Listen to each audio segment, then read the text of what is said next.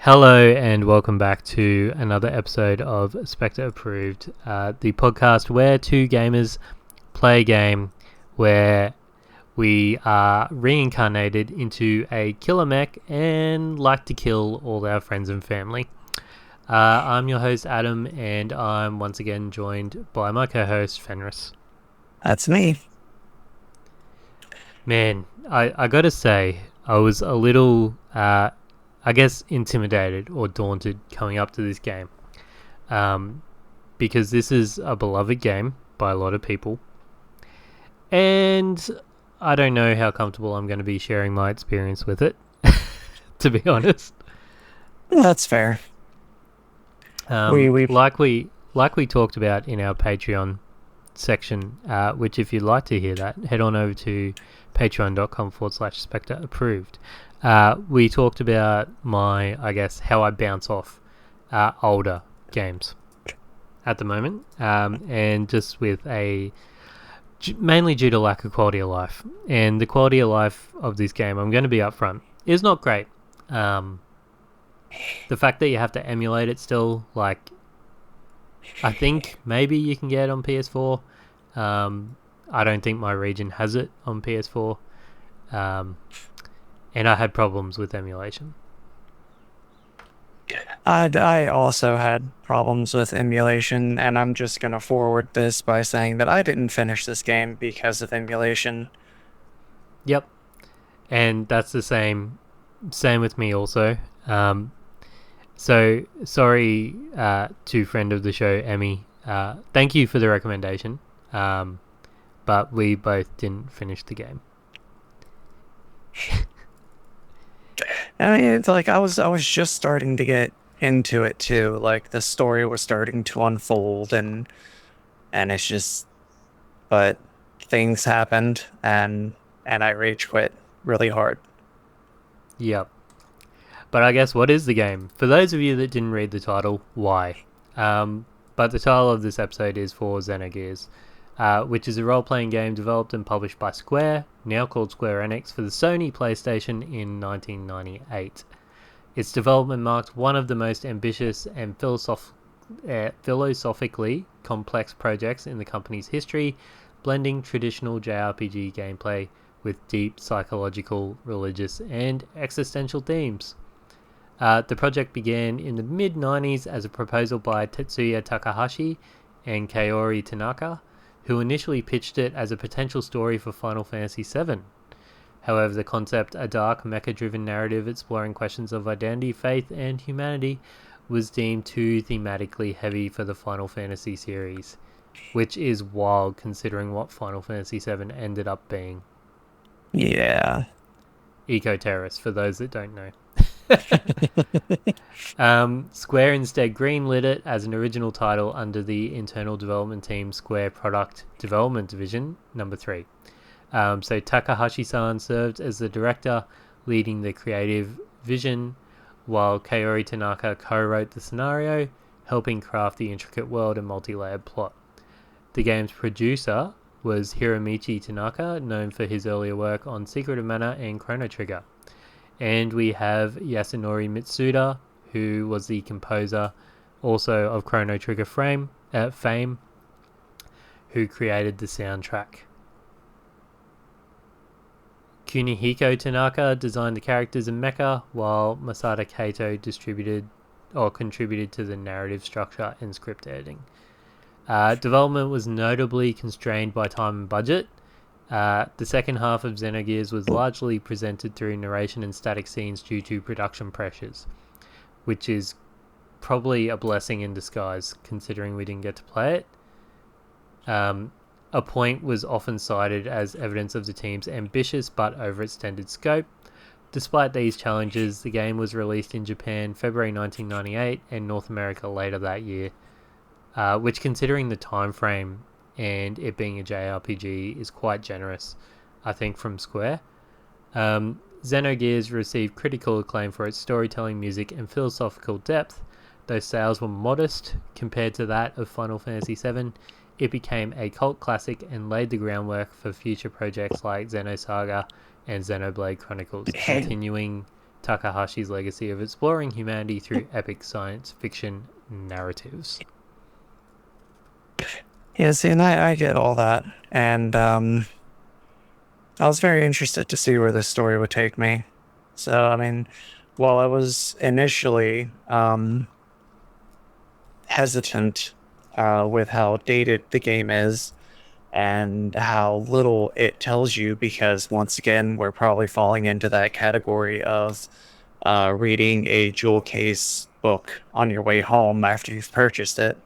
There's a lot of stuff that this game fails to tell you. But upon playing it, it kind of lets you know in a way. But we'll get into that later. But that was my initial reaction. It was just the fact that it was very old and dated, and I wasn't really looking forward to it. Yep. Do you have any history with the wider Xeno series? I do not. At all? Okay.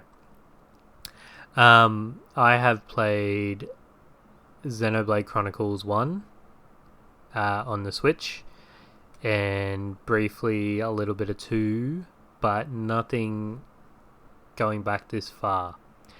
And a lot of two main podcasters that I really respect have done multi-length episodes on this game.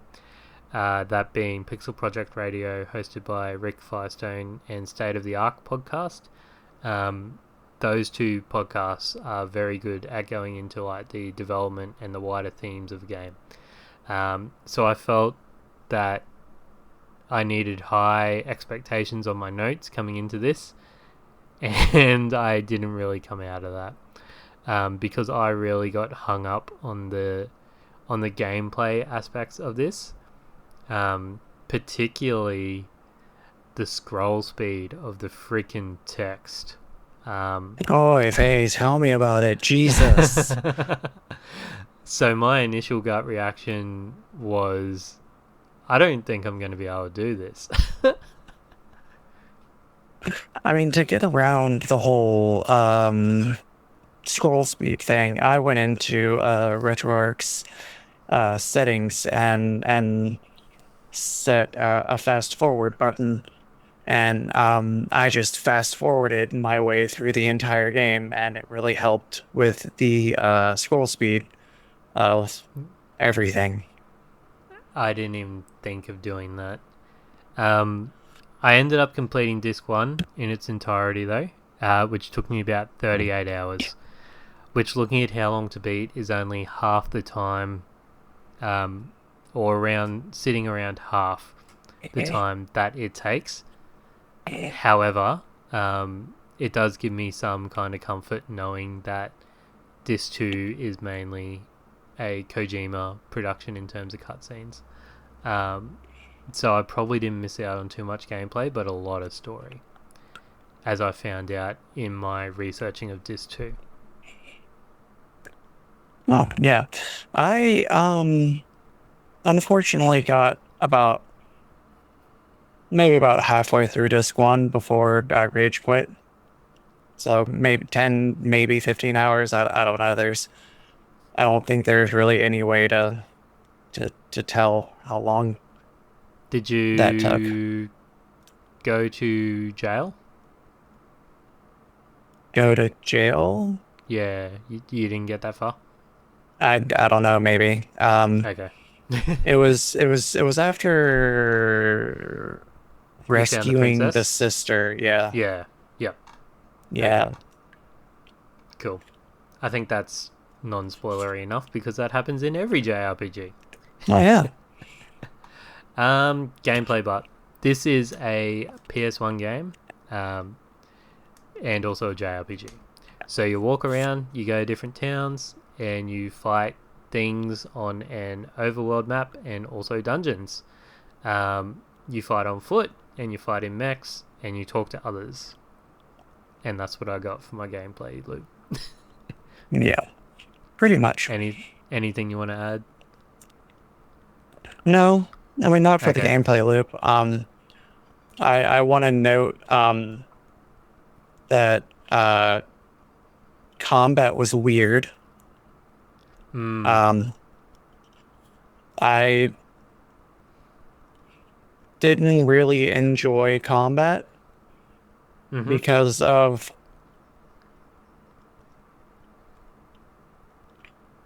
I'm trying to think of words to use, but it is your standard JRPG turn-based combat system, but they added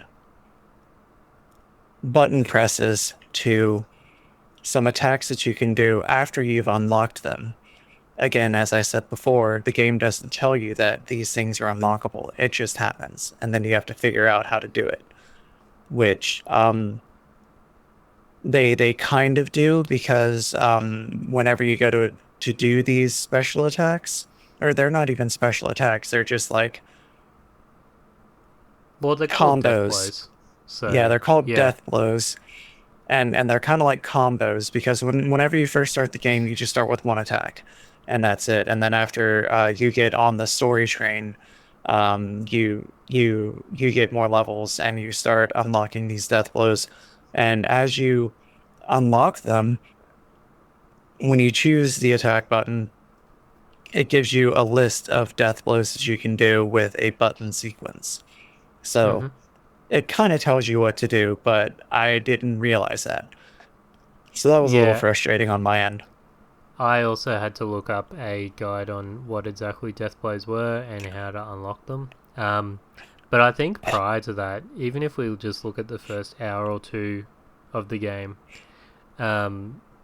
combat's very. I found it very similar to Chrono Cross. Sorry, um, and that also gives me a segue into something I didn't like about the controls.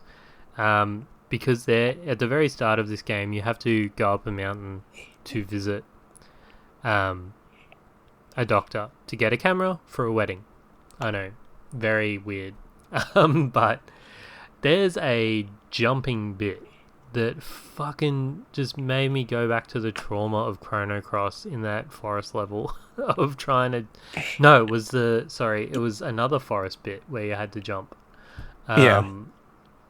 After you meet deuteragonist Ellie, um, you need to jump in a fucking forest, and it just reminded me so much of that Chrono Cross time that I had, the bad time I had in Chrono Cross, trying to jump. And it just pissed me. I was pissed off from then on with the controls because I hate using a D-pad for movement. I do too. But having said that, the controls weren't by themselves. They weren't bad. I I didn't find myself having any issues with the controls outside of a bug that I had with I'm guessing it was the file that I downloaded or something. But excuse me. But the controls are relatively smooth as far as exploration and jumping and all that stuff. But the hitboxes for the things that you have to jump on are crazy. And something Mm. else that the game doesn't really tell you is the fact that you can do sprint jumps apparently, and that will help you jump longer distances. So I had to look that one up.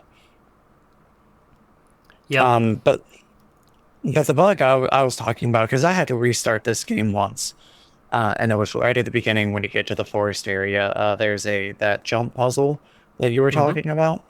Yeah. For whatever reason, my character wouldn't jump, Oh, okay. and yeah, so I had like a I went. different bug in that area, but sorry, continue. Oh no, I mean that was it. Like I mean, I Oh. ran around mashing the jump button. I jumped into settings to see if my keybinds had changed or whatever. And the weird thing is that the jump button was working previous to this. So I think it was just a bug in the file or something. So I just restarted, downloaded a different file from a different website, and I got past that part. Yeah, see, I had a different bug in the forest. So my screen just got really like fuzzy, like you used to see on CRT TVs when there was a problem with the tube, because it had all those lovely pixelated purples and yellows, and I just couldn't see shit. So I exited the game, and then another issue, which is me just not being good at games, I think. Um, there's no save anytime. So my last save had been like an hour ago. So that just frustrated me even more. Was that before or after I pointed out that you can save on the overmap? Before. And then you told me that, and I was like, oh, fuck me. Okay. um, but how did you go with the fuel? Did you ever have any problems with fuel? Um, yes. There towards the end of my playthrough, I was having an issue with fuel. Okay. Um, but outside of that, I didn't really have any issues. And I never Yep. made it to that super amazing boss that you kept telling me about. Mm, So, yeah. So for those that haven't played the game, when you utilize your mech in dungeons, movement and actions cost fuel. Um, they're pretty generous throughout most of the game with it. However, you do need to, I guess, flee from battle in some instances to conserve fuel. yeah, and something else to note about combat to tack on to that. Um, this game has, I don't know how to describe it, but it has like a building damage kind of deal where you have like attack one, two, and three. And attack one deals like the least amount of damage, and then it just builds as you go up. Yeah, Um, and and when you're fighting in your mech, the same thing is applicable, but the higher the number you use, the more fuel you also use. So it's a bit of a trade-off. You do more damage, but you use more fuel. yeah. I was pretty okay with that because, again, Chrono Cross, very similar, apart from the fuel. Yeah. Um, and I did have a couple of like balance issues because there are certain points. Basically, after the point where you got to Fenris, there's a massive difficulty spike. It's yeah. That's probably why I was running out of fuel. I almost had So, to go look up like an unlimited fuel cheat just to yeah, because there are a couple of times where I nearly like wiped myself in a dungeon, um, because of that issue. you know, um,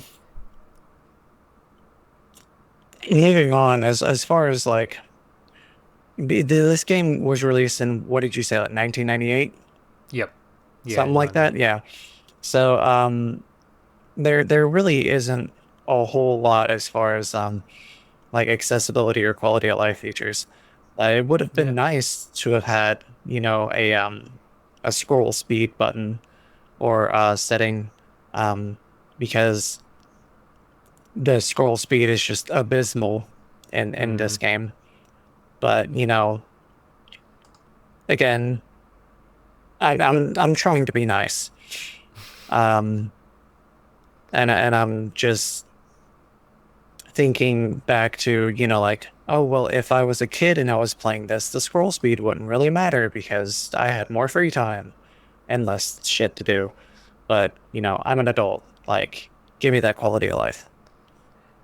Yep. And that's 100% where I agree with you on this.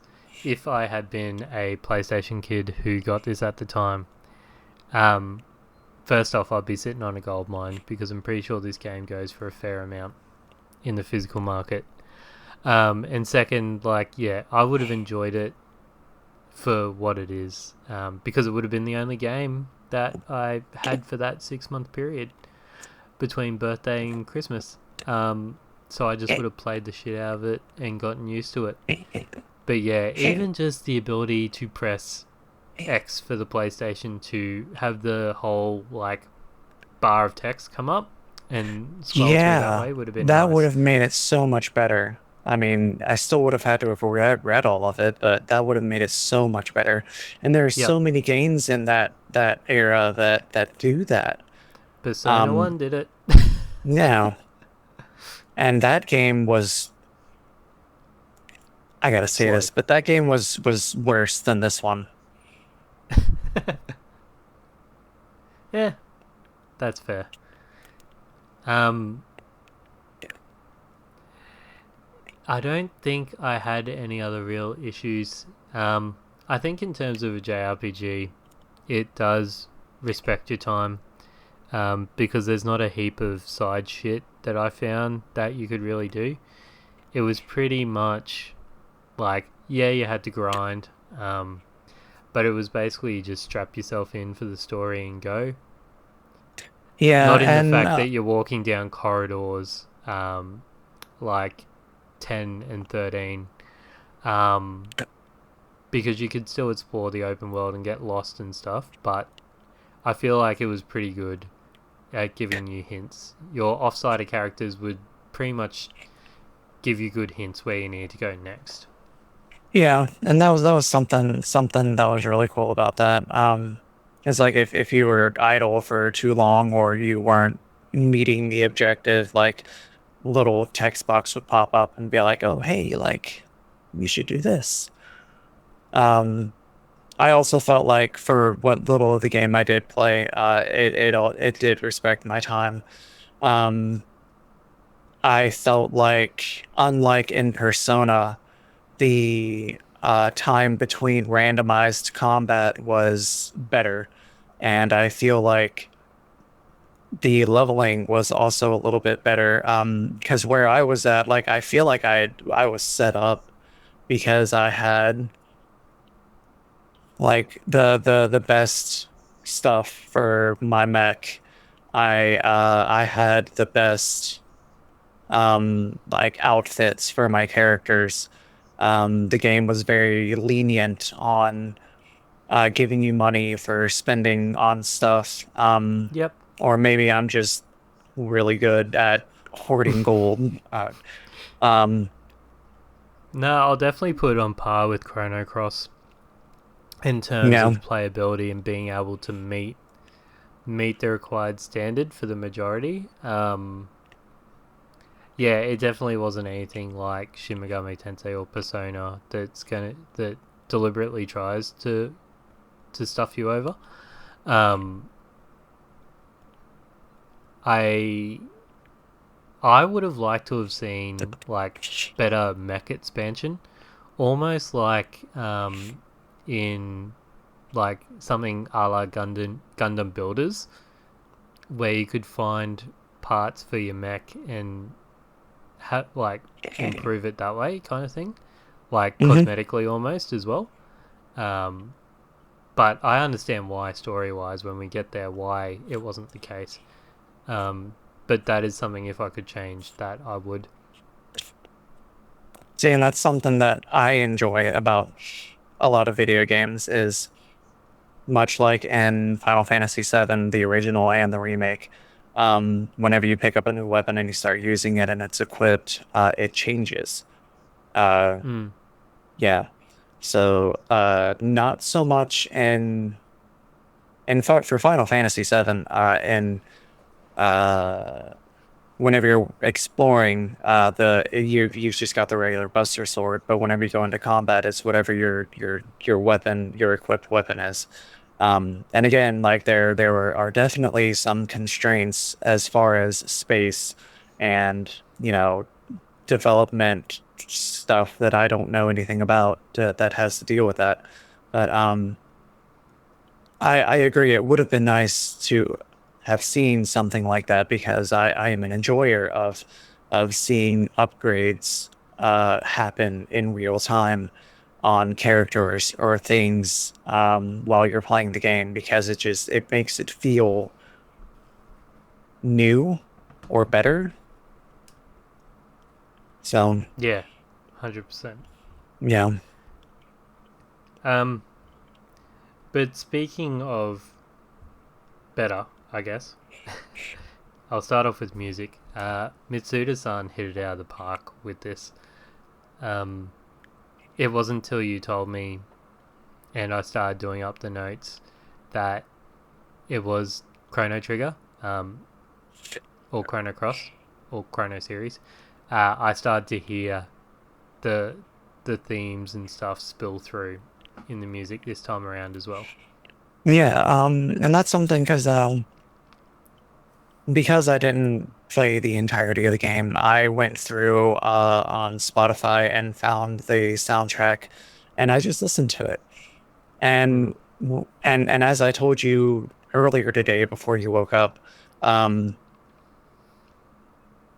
listening to it, I was hearing all of the nuances and all of the instruments that come with Mitsuda's, game tracks. And it really did sound like it was a Chrono adjacent soundtrack. And it was really enjoyable, but I'm sad that I didn't get that whenever I was playing the game. Like Yeah, I noted the music, because I did note that while playing the game, though the music was pretty good and it was there, and it was giving the mood, but I did not peg it for any of Mitsuda's work. yep. Um, I also didn't really take the time to appreciate it while I was in game, because I think I was getting bogged down by the story and the combat. And at the time, when we were playing this, I was looking at having to chuck in 60 hours plus to a game to finish it in time.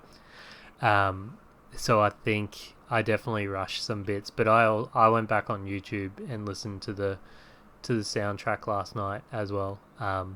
And I definitely picked out a couple of tracks.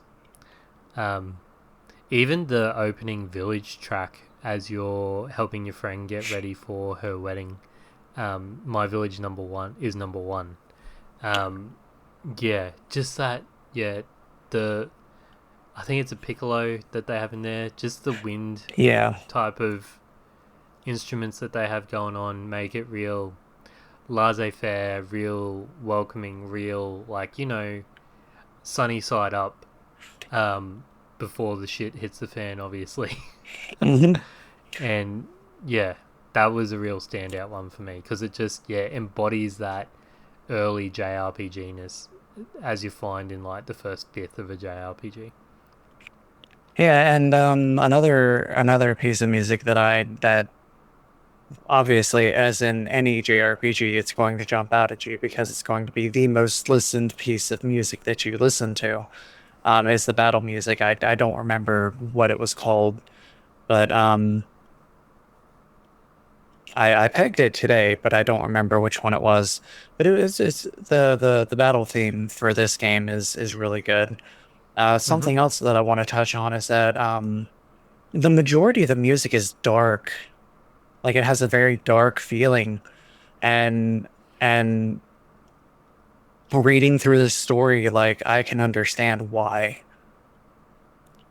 So yeah, Yeah, the this doesn't seem like I didn't peg this as a bad game, bad as in not terrible, but I wasn't expecting it to be quite as like dark as it was. yep. And I can understand why Square at the time said no to it being in the Final Fantasy world, even though my limited experience of six it was also dark, but and on a similar vein, perhaps. But yeah, even just the I guess I'm not a music guy, so I don't know the orchestral term for like the swelling of voices that like is basically Dark Soul boss music. I think it's Yeah. termed colloquially, where you have the swelling vocals of stuff, and then it just evolves into like a guitar riff almost, and like that shit's about to hit the fan. Is throughout, and Awakening was a really good track for that as well. Yeah. I agree. Um, Sound mm, effects I wasn't as impressed with, if I'm being honest. If I had to use a word, I'd say generic. yeah. Could be because I heard them over and over for 30 hours, but I wasn't impressed. Yeah, I can say the same thing. And in the same vein, there really wasn't too much voice acting either. No, I Yeah, only in because the cutscenes, yeah, and they should have just fucking left it like voiceless. If I'm being honest, it was just I I listened to the English dub, not the Japanese, so I can't comment on that. yeah, But yeah, they should have just maybe left it in Japanese, at the very least, if not cutting out voice entirely. yeah. And then I was gonna say something to that effect, but I don't remember what I was gonna say. I Um, might talk about even the translation. I wish I'd done a bit more research, because this game is friggin' meme bait in the mid part of it. I think I sent you one of the screenshots that I had, yeah, where someone's mentioning Faye's father, and it's like, my father? You mean my dad? And it's just like, fuck, man. Like, I get it. Translation was hard back then, but Jesus Christ. yeah, yeah. I remember that bit. Because because you had sent me that picture, and then it was like what, an hour later I sent the picture back to you, and I was like, oh, I'm there.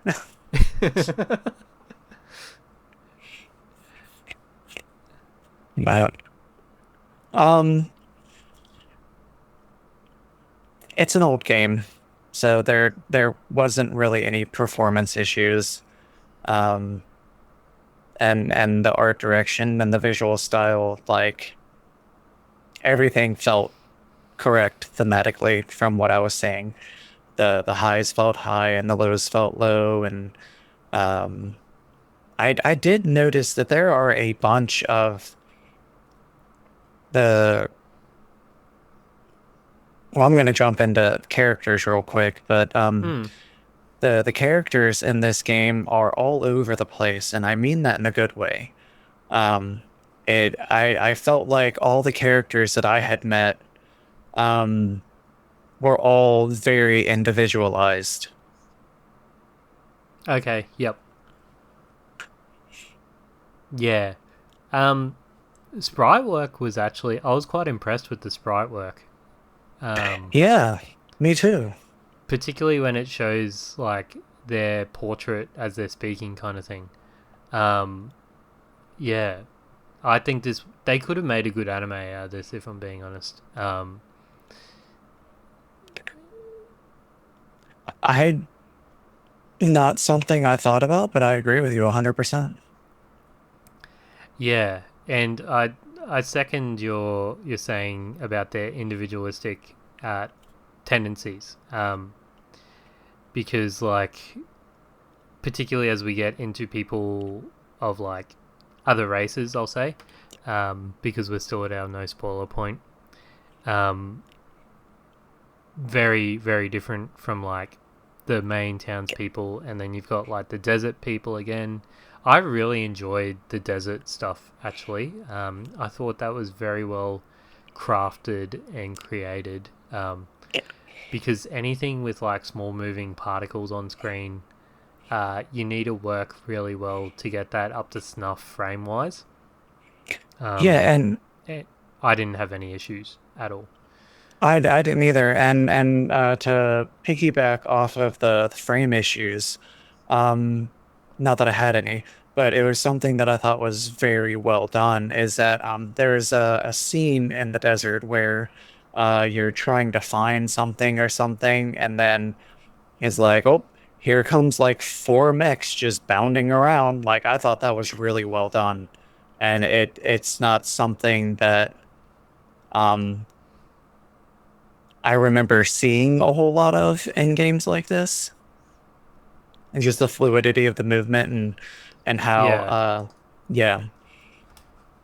yeah. I think in other games of the time, you would almost have them like pop in, pop in through the scene. Um, but yeah, not the case with this. So that was very well done. I think a Yeah. lot of love was put in this. Yeah, we're looking at some greats as well that are designing it. But I think even the Final Fantasy teams and the Chrono teams at this time were putting a lot of love into their work because Square was they were a giant, but they were still like finding their feet in a way as well because they hadn't really merged with Enix at this point. Yeah. And they probably weren't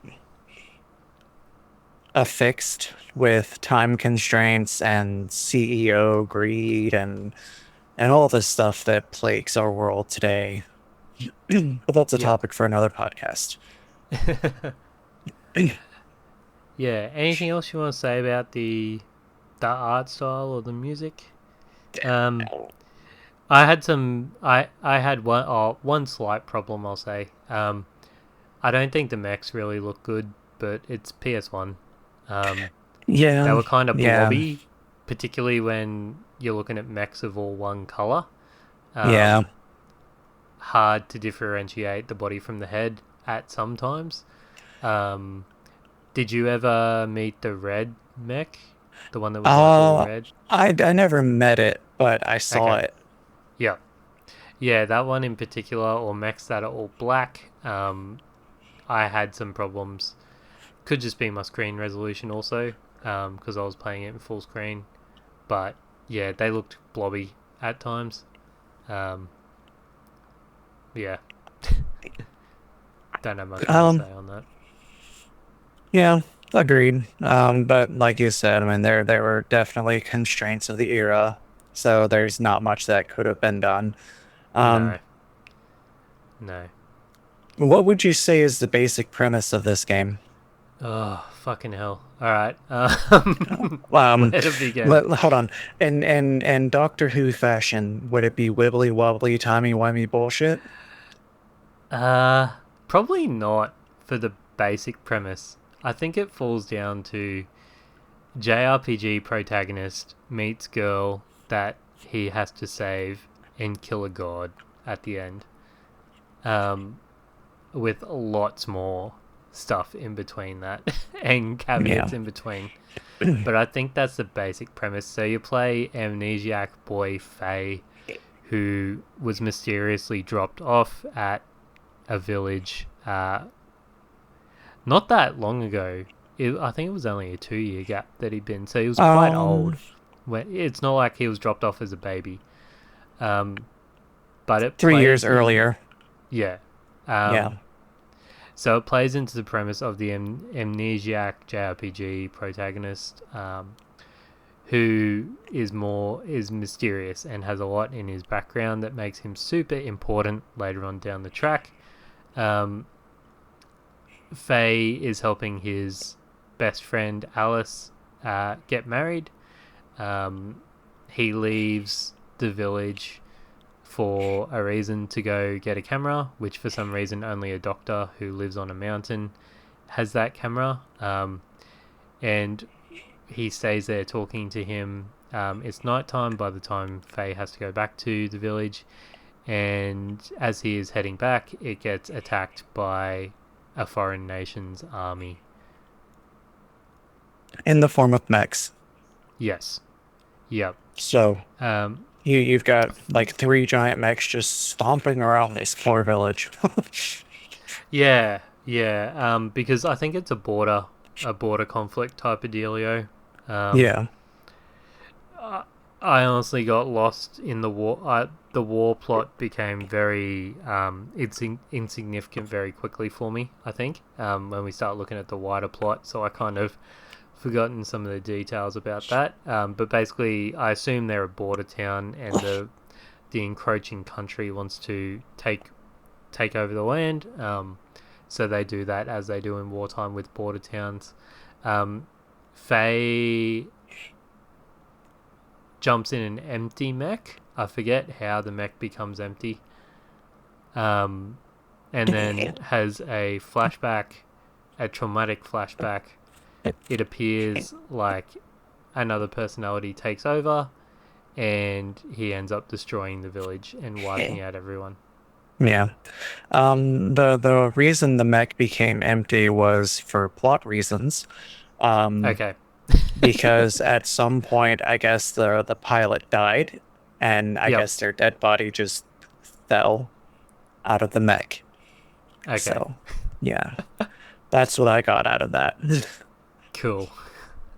With these big games, the start of the story is going to be a bit fuzzy for us.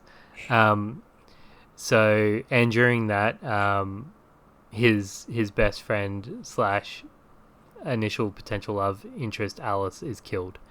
Alice's younger brother, who kind of looked up to Faye as an older brother, which that those actual early interactions are quite wild, because it's like, oh, maybe you should marry my sister instead of the dude that's marrying her, and it's Yeah. like, dude, what the hell, like. And then there's the bit when you're talking to her about her dress, and then she like heavily hints that like she's marrying the wrong person. Yeah. And I was just like, is that like what even is that? Like I was a Yep. little confused because it felt like she was like, "Oh, I'm marrying the wrong person unless you give me a reason not to." Yeah, I thought the husband would die and we'd see Alice later on in the story. Um, but nope, No, she got incinerated. she died. And her little brother's like, well, I hate you now, Faye, and you need to leave the village. And all the villagers are in line with that. Um, so Saitan, the doctor, who is also mysterious and appears to have a past connected to Faye, goes with him, and they take the mech, um, because it was damaged, and then they need to go somewhere safe. They need to draw the mech away from the encroaching country. Yeah, and they So did they that go, mainly just to protect the remaining villagers because, yeah, they were smart about it and they said, "Oh, well, the mech is still here, so like we have to get it out of here so nobody else dies." Um, but I feel like that was a very big emotional impact in in that part of the story, and it's something that really struck out to me was because I mean all of the anger and the rage, like to me, it all kind of falls flat whenever I'm playing games, unless it's like, voice acted. Um, but whenever I'm just reading it, like, even though I can see them moving and I can see an angry face, like, I'm just reading it with a flat voice, so I don't get anything from, like, any kind of emotional stuff. But, the kid losing his sister and then woo, being super angry at Faye. Um, like that was something that I remembered as an emotional impact. I thought it was kind of funny because, as adults do, is like, oh well, I didn't have a choice. I didn't know what happened. Like it wasn't my fault. And the kid's just like, fuck you. No, you killed my sister. yep, yeah. So they take Veltel, um, away to a forest where they meet Ellie. And again, they allude that Fae that has some sort of special power, or he's met Ellie before, but doesn't remember due to his amnesia, because he says he calls out her name without her introducing herself. Which I thought was weird. And that's where the wheels in my head started turning, and I was immediately trying to figure out like what was going on, because how could someone with amnesia know someone from his past even though he doesn't remember anything from his past? So that tells me that to continue playing the game, because the story was immediately starting to compel me to, so I could figure out what was going on. Yeah, So and that's even though, probably where we'll stop in terms of spoiler-free story. yeah, Keep in mind, this is still 2 hours into the game.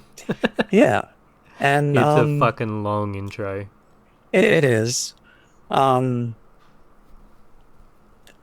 and it's rough. The game is rough. The world building is really good.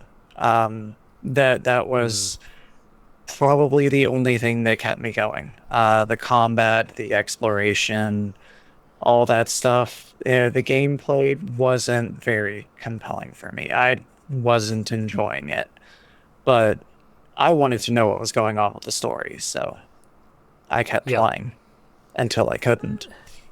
100%. I'm very much the same. I kept playing this game because I wanted to find out what was going to happen, what was behind all this. Why is The Faye big where red he curtain. is? Yeah. Yeah. Yep. Um, if given another chance, I would probably replay this, but only if it got like a remake or something. Yeah. I would.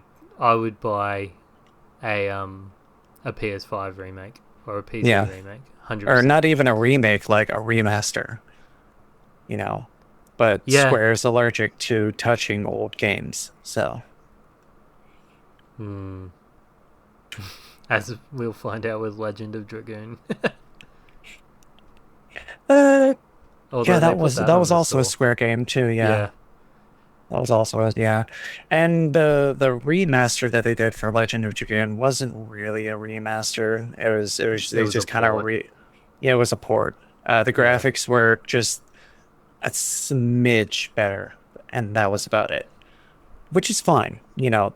I'm good with spending $20 on that because that's one of my favorite games. You know. Um. Oh shit. Sorry. Just a backstep to story. Didn't even talk about the opening cutscene. Oh So yeah. So the game opens in space. yeah. It's approximately 10,000 years before the story. Interplanetary ship, the Well, we don't know Eldridge. that at the time. Oh, okay, yeah. So this random ship in space is hacked by a hostile entity, and messages appear across the ship system saying, "You shall be as gods." So the captain, for whatever reason, orders an immediate evacuation, and after that happens, the ship's own weapons fire on the escape pods, and so the captain self-destructs the ship. Yep. And then from the wreckage on a nearby planet, a purple-haired woman emerges and plots stuff. So Yep. That's okay. We'll get to it in the spoiler section. yeah, Um, sorry. Yeah, I just thought we had to address that because it is the opening cutscene, and those that might play this after hearing us talk about it might go, "Oh, I didn't hear anything about this." But yeah, I would replay it if they gave us a user-friendly way to play it. 100%.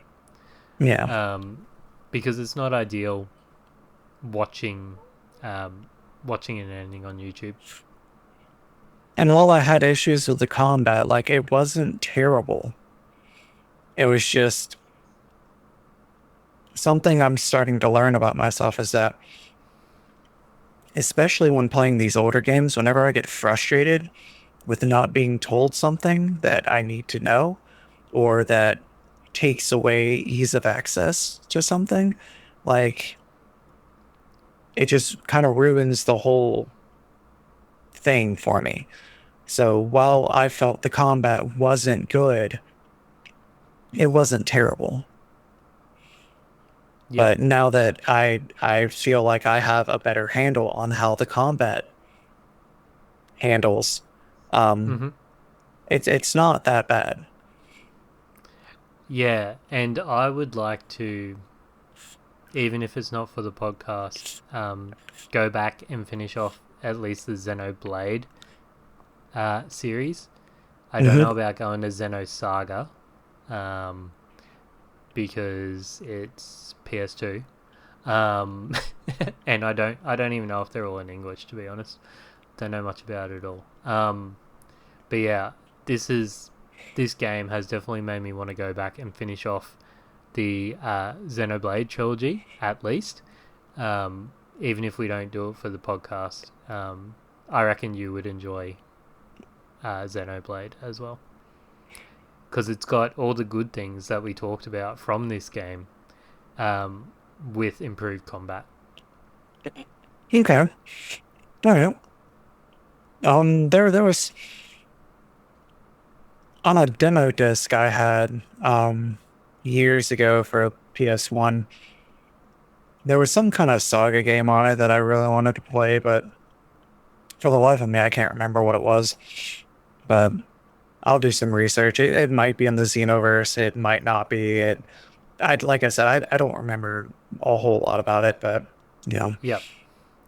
No multiple endings for this, which, to be honest, is a breath of fresh air. I'm kind of getting over games that have multiple endings at the moment. But Adam, you were the one that wanted to do a podcast based off of multiple endings. I know.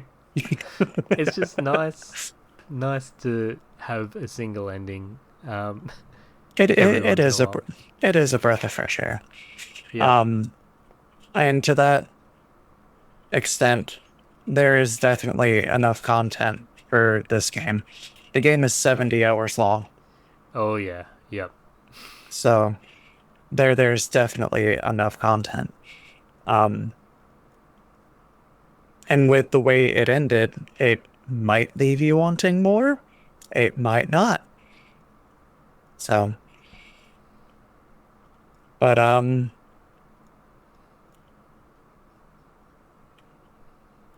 Any see. moments that aren't spoilery that you want to talk about?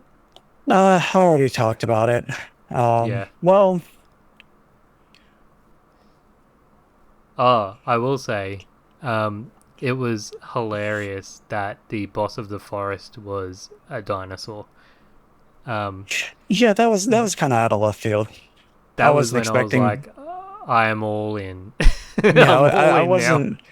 I wasn't expecting prehistoric monsters and a mecha world. Yeah. But a moment that will stick out with me is whenever you meet what's his name, Bart. Oh yeah. Um, there is a part where Faye and Bart have like a fight or something, and then they reconcile on top of a ship, and Bart kind of opens up a little bit. That was a really sweet moment. I really enjoyed that one. Yep.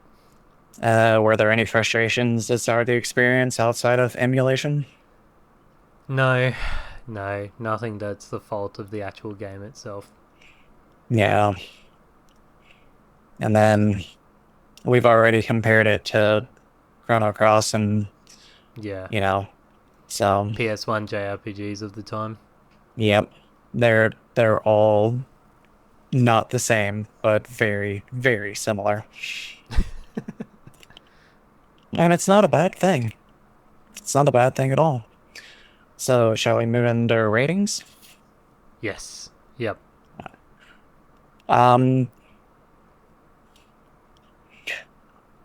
even though I rage quit this game and I've had time to think back on the matter and figure out how I felt while playing it, um, as frustrating as the combat is, like I said, once I got a handle on it and I figured it out, it really wasn't that bad. And because the story compelled me to continue, even though the combat was at the time terrible, um, I would give this a fun for my 15 hours that I played of it. Yep. And I I don't know who I would recommend it to though, because it is an old game, and as we explicitly talked about today, like quality of life is a huge thing for gamers. So this game is a little restricting in that regard. Um, what Yep. about you? I'm also giving it a fun, for very, very similar reasons as yourself. Um, I'm not going to blame it for the emulation not working because it worked for the hundreds and thousands of people that bought the game and the PS1. Yeah, In the reading I did, I never heard complaints of anything there. Um, so I'm not going to fault it. Admittedly, the combat was a bit of a slog for me. I don't know that I could do, like, if Xeno's Saga was the same combat. I don't know that I could slog through the 300 hours that trilogy is. Um, However, the story definitely kept me going, and it was a fun experience overall, even though, like, it got me wanting more. I was super disappointed when I tried booting up this 2 of the emulation and I couldn't. And I'm like, oh crap, like, I need to know the end to this story. So I got invested, at least character wise and setting wise, if it was the dungeons and the combat that was giving me grief. I would recommend it for anyone who enjoys PS1 JRPGs. If you enjoyed Chrono Cross, if you enjoyed like any of the future Xeno series, I would at least go back and give this a go. You might not get through the whole 70 hours, but at least like the first 10 or 20, I think would be enough to know if this is going to be a game for you. yeah, good. So let's go into house cleaning. Yeah. So thank you everyone that has listened today. No correspondence. That's my bad because I only put it up last night, my time. So I didn't really give much notice. Apologies. It got 6 likes though, just no one commented. But whatever. Thank you for everyone that supports us on Patreon, patreon.com/Spectre approved. For $3.50 US or $5 Australian a month, you get early episodes, you get our anime corner, and if you get voting rights for our games, and you can come and join us for those episodes if you so wish. Yeah. Well, Oh, go ahead. I was just going to say, and next, the main place to find me and Fenris is on our Discord. We're part of the Steam Machine Network. The Discord for that is bit.ly/TSMP Discord, all caps. And there is a bunch of really chill people that love talking about video games and lots of other topics. So come join the Discord, like Adam said. Our Discord is led by Dalton Suter. If you enjoy the music in our intro and outro, you can find all of his music at notthenightmare.bandcamp.com. He's got several albums out. They're all techno-y, EDM, really good stuff, if you're into that. You can tell that he really puts a lot of love and effort into his music. So if just go buy his stuff. If you don't want to go buy his stuff, go listen to him on YouTube. He's Dalton Suter on YouTube. He does a lot of covers and guitar stuff, and he won't admit it, but he is a great musician. But anyway, that's it for that, I believe. You can find me on Infinite Backlog at BD Jensen 90. And I'm Fenris Wolfsbane everywhere else. Discord, Steam, Epic, EA, GOG, Final Fantasy 14 on Gilgamesh. So come say hi. And you? Yeah, I'm under Spectre approved on majority of socials, Blue Sky, X, Instagram, and Infinite Backlog as well. On that Infinite Backlog as well, we generally, when I remember, ask for listener correspondence week before the episode is recorded. And if everyone could please go and rate, share, or put questions up, would be very much appreciated. We love interacting with you guys when we have the opportunity. And anyone, I've got a few game keys left over, so anyone that does leave a rating with a review on Spotify is preferable, because I can't access US Apple Podcasts for whatever reason. They're funny about their regional stuff. I'll swing you a code from a random mystery bundle I picked up recently. So, the next game we're playing is the very start of the yep, which is the prequel series to the Nier series, correct? Yes. Yeah. All right. Yep. Which is a PS2 hack and slash rail shooter on a dragon. Yeah. With more controls that are fun. Yeah, PlayStation's not coming up very rosy in terms of controls on this podcast. No. I'm very, very glad I was an Xbox kid now, growing up. See, I was a PlayStation kid, but like, I'll save it for the next episode. Cool. And hang around, guys, because we will be having a music break and then going into our deep spoiler discussion. However, Fenris, you picked the track this time. I did. One is it? It is Ancient Dance of Ave by Yasunori Mitsuda. So, out of all of the music that I listen to on the soundtrack, it's happy and it's upbeat and it's a really good tune. I liked it. Fantastic.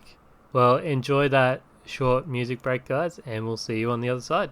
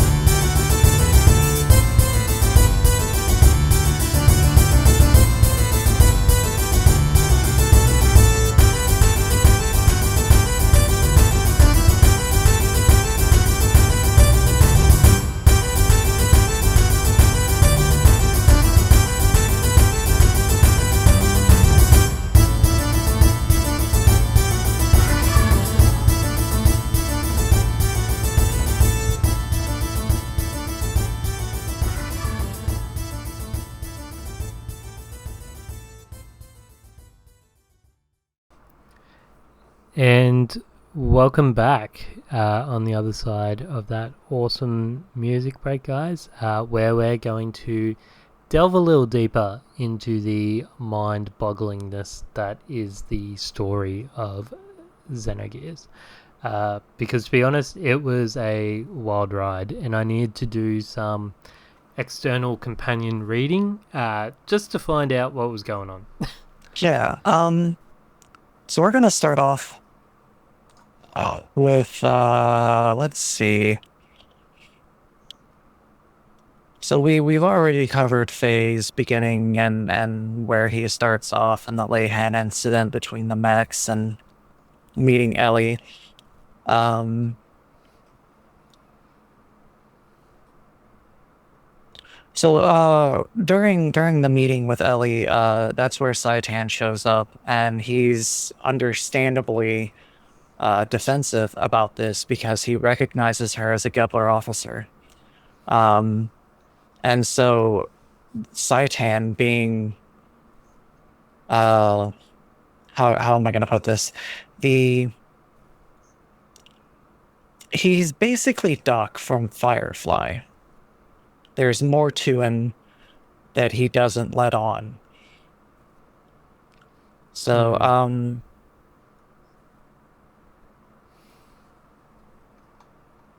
yeah, the mech gets brought to the forest, and then they take the mech to, I forget where. I don't have it written down, actually. Desert's next. Yeah, yeah. And, that's where... Where am I at? Why am I... I'm blanking. My notes don't. I always do this. Holy shit. Anyway, so after meeting Ellie, that's where Graf is introduced, and he confronts Faye, and claims to know his past and seeks to, quote unquote, draw out his power. And then Faye is captured after exhausting himself. So Faye and Saitan are picked up by Bart, a pirate prince and rightful heir to Ada, which you learn later on, and they work to rescue Margie and retake the throne. While they're in the city where Margie is being kept, they cracked this. It's kind of a good idea to have Faye enter a fighting tournament to draw the attention of everyone, while Bart rescues his sister Margie, who is also the she's the crown princess. So Faye enters the tournament and he meets Wiseman and Dan, who is there for whatever reason. I guess the hatred in his heart just led him to this city and, wanted to have another crack at Faye. And while that's going on, which I thought it was really interesting, this part, because it didn't really matter if you won or lost. I enjoyed that, because too much they put the onus on like the hero having to be victorious. It's like I don't remember if he got anything if he beat the final guy or not. I lost to the final guy and it went immediately back to Bart. Speaking of, this is a really interesting concept that I hadn't seen a whole lot in games from this era, is that the game is split between playing as Bart and playing as Faye, which was really cool because while Faye is doing this tournament, you're also playing as Bart, traversing sewers and climbing a castle, trying to find his sister. So once Bart finds his sister, he rescues her. She's, stereotypical little sister picking fun at her brother.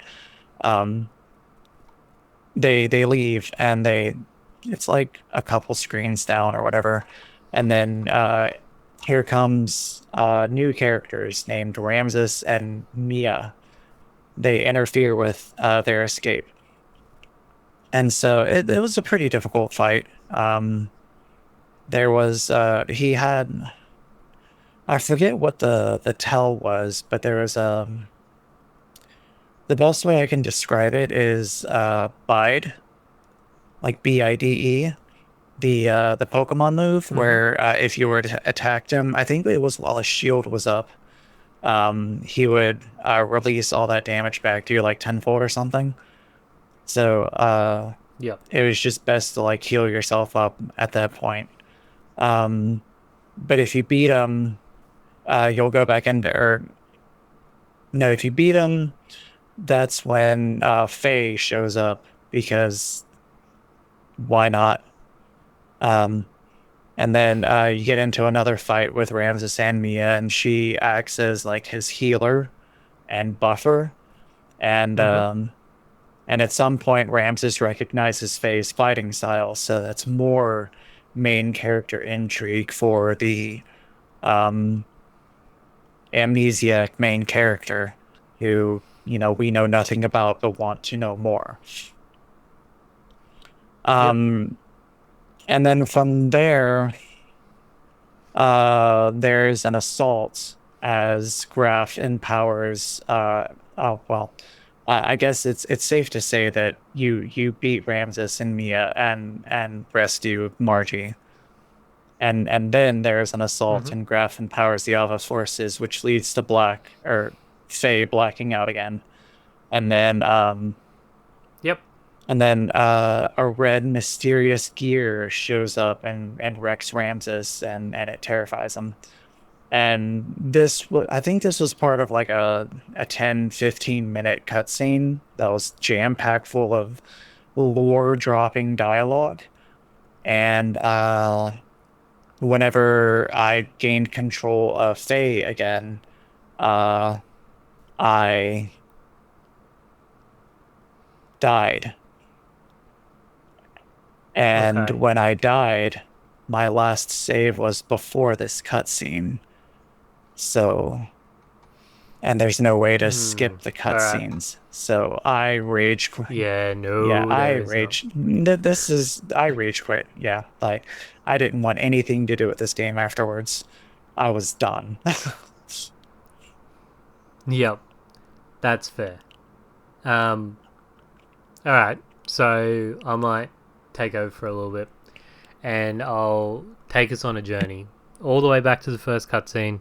Because, like Fenris mentioned in the episode, this is that it is the true beginning of the game. Um, because the opening cutscene is actually set 10,000 plus years before the game starts. Um, so as you find out, the ship is called the Eldridge, which is a massive interstellar colony ship that carries a bioweapon system known as Deus, like Deus Ex. Deus malfunctions and takes control of the ship, causing it to crash on a primitive planet. The wave existence, stay with me, folks. The wave existence, which is a higher dimensional being trapped inside the AI Deus, begins influencing events to ensure its eventual freedom. Fragments of Deus scatter across the world, forming the basis for future civilizations and advanced technology, and the surviving crew become the ancestors of modern humanity. So that is the the first cutscene in a nutshell. Um, yeah, which just blew my friggin' mind. Hey,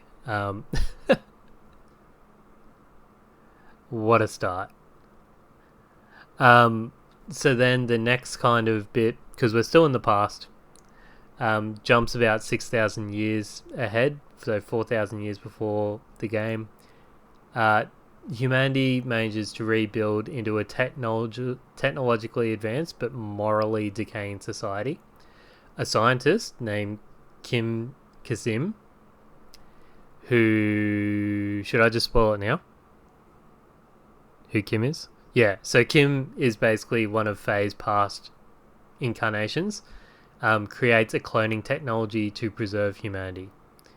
He then creates Esmeralda, who is a nanomachine-based life form meant to ensure human survival. And then Z-Bomb is wiped out by war and internal corruption, leaving only relics behind. So then we jump ahead again into the past, still 500 years. A painter named Lasan, who's Faye's next incarnation, falls in love with Ellie, one of Ellie's incarnations, who was a noble woman and a reincarnation of the same soul as Ellie in the present. When Ellie dies during war, Lacan descends into despair and becomes Graf, vowing to destroy God for taking her away. So the same Graf is also an incarnation of Faye, right? Everyone's with me? So Lacan's friend Krillin, also broken by Ellie's death, begins his research to reunite humanity with God through artificial means, and this creates Solaris, who is a digital ministry of ancient rulers who manipulate humans and rebuild Deus. So Solaris is like this ancient civilization at this point.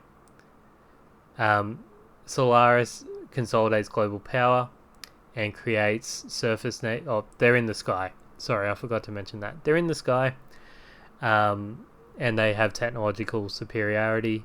They make surface nations like Ave and Kislev make sure they're in constant conflict to distract from their experiments, and Deus continues to regenerate using humans as organic components. And then we hit the main story. Yeah, it's. I feel like when they split up the timeline like that in video games, it's harder to keep track of. 100%.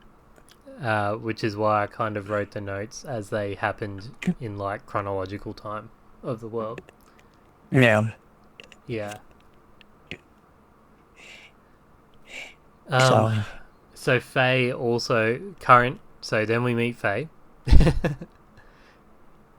the next reincarnation of Lacan, who is also Graf. This is where I start getting confused, because Faye also has a buried personality who's Id, who is the red mech, representing his suppressed trauma and destructive instincts. However, everyone uncovers Solaris' true goal, which is to resurrect Deus and absorb all human life into it. Graf then attempts to use Faye's power, called the Contact, to awaken Deus. Faye accepts his past lives, integrates his personalities, and becomes whole.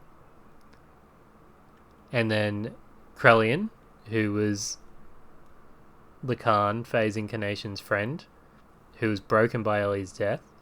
All this time, 500 years, he's over 500 years old, he completes Deus' resurrection, intending to merge all existence into one godlike being. Faye and Ellie then fight and destroy Deus, freeing the wave existence, which we found all the way 10,000 years ago, who was watching and waiting, from imprisonment. So you got a triple threat of bosses. So it's not Graf who's the final boss, it's not Deus who's the final boss, it's the wave existence that is the final boss. yeah. So Krelian then absorbs the wave existence, abandoning the physical world. And that's the final battle there. It's a lot to keep up with. It is. Oh, and that's not even the biggest part. Because whenever you actually beat the game, after the ending and everything, the screen reveals episode 5. So, meaning the game is in the middle chapter of a much larger saga. Yeah, I don't know if Xenosaga is the prequel then. I don't know. I was unaware that the Xenosaga existed. I was unaware that Xenoblade was a thing. I had no clue that there was a series. As far as I was aware, this was just a game. Yeah. So, like I said, I would replay it, but as a remake or a remaster. Yep. So, but because yeah, like I wrote down the bits of the story, and we're like 3/4 through the way, and Faye Okay. tries, yeah. Oh, sorry. I was just doing some reading on what the episode 5 actually meant. And it's basically broken up into the time periods that I was talking about. Ah, Yeah, so episode 1 was like the opening cutscene. Episode 2 would have been the post crash. Oh shit, I didn't even talk about Abel and Cain. Yeah, they do some real biblical references. Um, episode 3 is doing Z Bomb era with Kim. And episode 4 is Lacan's story with Krellian, and episode 5 was Xenogears itself. okay. Yeah, so it was just basically broken up in the different time eras of the game. So okay, well, that makes more sense rather than just potentially putting a game in the middle of the series potentially first. Yeah, yeah, we don't want a Star Wars prequel situation. Yeah. Well, So anyway, that's Xenogears, yeah. that's Xenogears. Not really wibbly wobbly timey wimey bullshit, but kind of. Yeah, past lives, reincarnations, all that good jazz. Yeah. Main character being a reincarnated person who is also has a reincarnation of himself, who is also a mech. Yeah, that was really the whole graph thing is where I started to lose the plot a bit. Because I'm like, well, how can Graph be Fae if they're the reincarnation of the same entity? And then we've got Id, who somehow changes the color of the mech when he gets angry. It's just, it's a lot. Yeah. I had to watch a companion lore video to even begin to understand it. Yeah, because from what I wrote down here, it says when they reveal the past lives, they remember Faye is a reincarnation of Lacan, and Ellie is a reincarnation of Sophia. And Lacan fell into despair after Sophia's death, and he became Graph. Graph has Yeah, been body hopping for centuries. yes, So, that's right. It was yeah. a potential spoiler if you go listen to Chrono Cross. Come on, guys. The body hopping of Chrono Cross. I was going to go into more detail there, but there's body hopping in Chrono Cross as well. Yeah. But anyway, like I said, from what I've read, the story seems to be really good and gripping. So it's something I would want to experience myself, Yep. and without the possibility of rage quitting. Yeah. Controversial opinion, but things are almost always better with action-based combat. That being said, Okay. my pick for Game of the Year this year is Expedition 33. So I guess I'm impaling myself on my own sword there. Uh, in some cases, um, I forget the studio that did Expedition 33, but they revived a genre that was long since dead, and they did it beautifully. Yeah. Um, so yeah. Well, that's it. We'll Yeah. see you guys, or rather, we'll talk to you guys in a fortnight about Dragon Guard. Yep. Yeah. If you guys have the chance, play through Drakengard, leave us some comments there. And yeah, thank you for listening so far. This has been Spectre approved. I am Adam, And I'm Fenris. and happy gaming. Bye.